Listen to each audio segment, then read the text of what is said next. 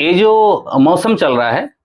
ये मौसम में ये बारिश का मौसम है और या इसका बाद में सर्दी का मौसम भी आज आएगा। तो ये जो मौसम में जो सर्दी काशी बलगम होता है ना, तो इसमें बहुत आदमी वो जो मार्केट में जो कफ सिरप मिलता है वो लेकर लेकर भी उसका प्रॉब्लम नहीं ठीक होता है।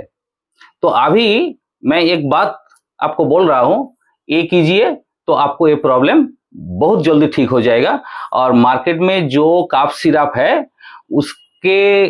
ऊपर भी ये काम करेगा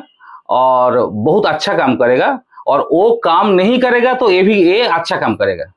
तो आप एक काम कीजिए, आप पहले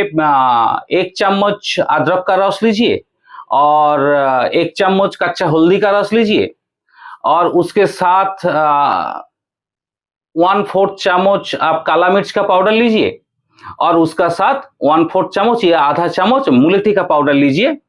और उसके साथ थोड़ा सा हनी मिलाइए और उसका साथ एक नींबू निचोड़ दीजिए और ये आप चाय की तरह सिप सिप के पीजिए। दिन में 1 बार 2 बार या 3 बार, आपको जैसा काशी होगा ऐसा ही लीजिए और आपको 2 या 3 दिन में आपको कोई भी सीजन चेंज का कारण जो सर्दी वो जो काशी होता है वो बिल्कुल गायब हो जाएगा।